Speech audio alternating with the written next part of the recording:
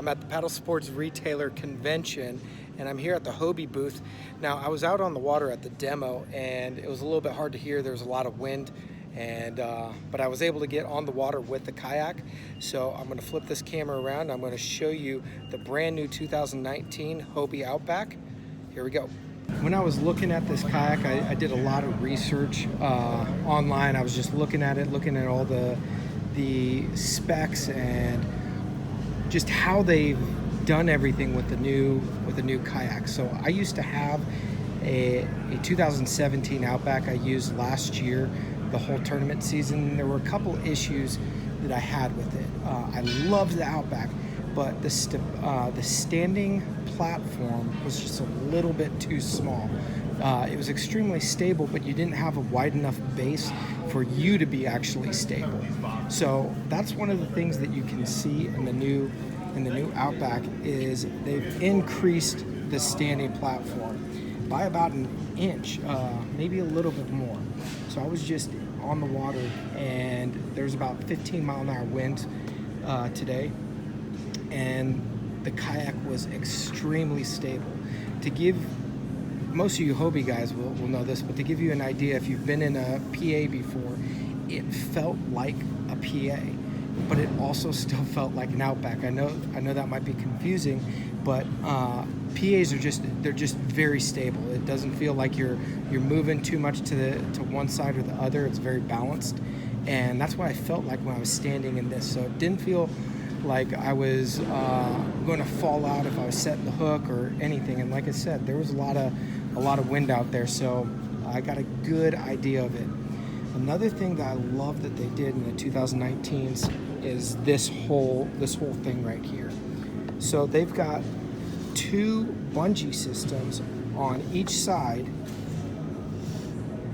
and then two, so you have four altogether. Now what you can do with this is you can hook up your pliers or your scissors or whatnot. That way you have it locked down. So I was talking with Morgan earlier, and he was telling me most of the time we're hooking it to the hull of the kayak. Well, now this way you actually have it a little bit higher, so it's not as it's just not out of the way as much. You got an H rail right here. I actually didn't realize this, but these are also bungees. So the cool thing about these little bungees is you can put this, sorry, I'm trying to do this with one hand. You can put that right there, so that way you can give yourself, it just gives you a little bit more versatility. So if you put a tackle box in here, you can use that to kind of strap it down a little bit, or possibly pinch the tackle box in there a little bit more. So I really like that. Trying to think of a couple other things. Morgan was also saying that this new hatch, it's really easy to open. If you're familiar with the old Hobie Outback hatches, it was kind of a pain. It was just kind of pain. It was hard to open, but the bucket that goes in this, you're gonna have to buy a new one. The old Hobie bucket will not fit in this new, or the old Outback bucket will not fit in this new Outback. He was also saying that these cup holders should be the same size as the old one. And back here you have an H crate, and this is what I really like about it, is this H crate is width. It's put in here width-wise. What I used to have to do with my H crate is I used to have to put it in going long ways. The only reason why that was an issue for me is I liked putting the tackle tray right here. And so if you put it on the small side, it extends too much, so you're not really able to put your rods in there. But on this long side, it fits perfectly. But I didn't like having my tackle tray off to the side like I used to have it, because on my on my PA, I have it right here and it fits right behind me. So that way on this Outback, I'm going to be able to do the same exact thing that I already do with my PA. This is really cool. I like this little dealio.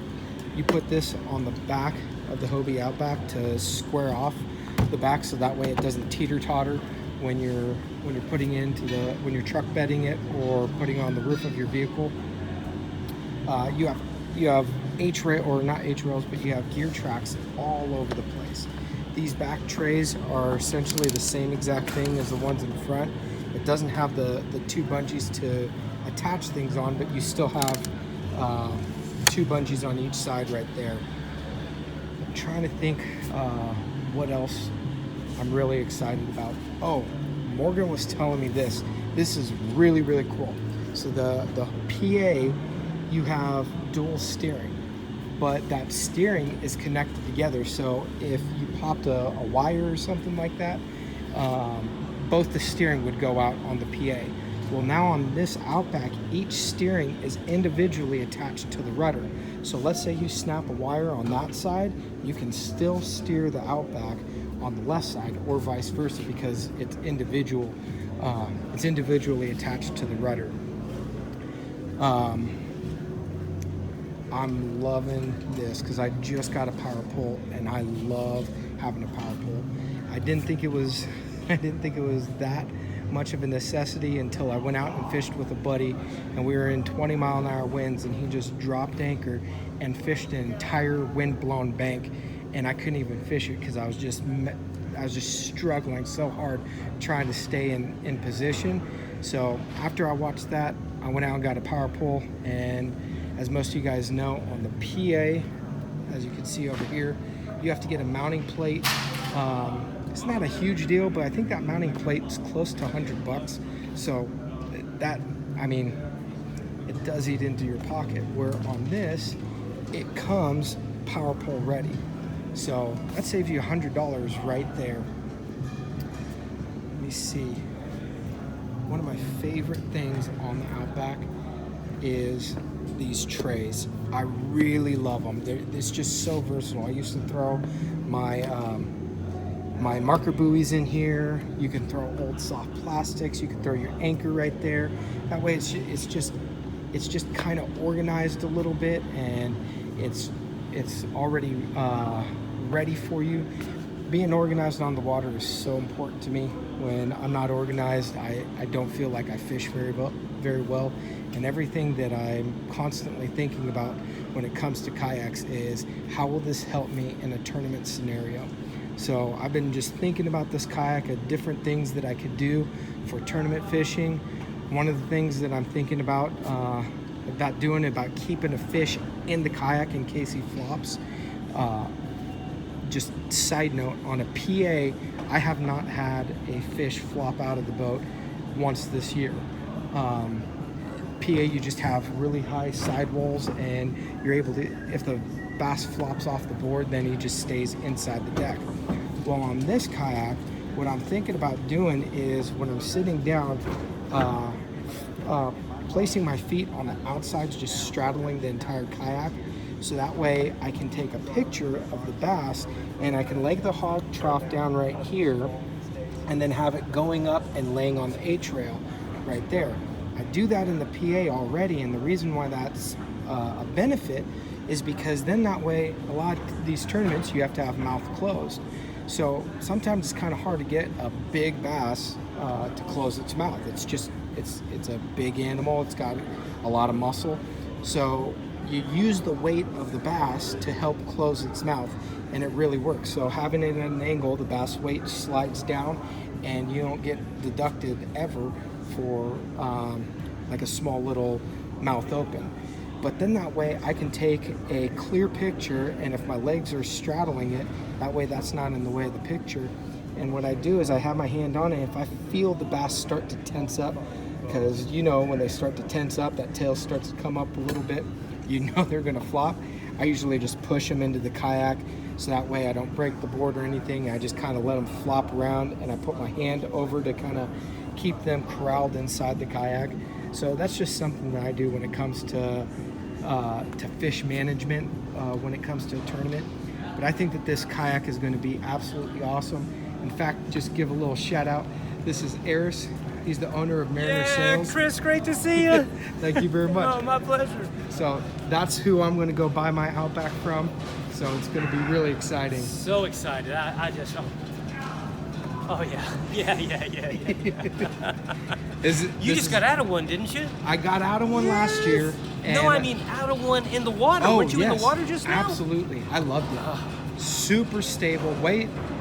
It's really awesome. I can't wait to well, this weekend, Mariner Sales is going to be doing a demo day, and they're going to actually have the Outback there.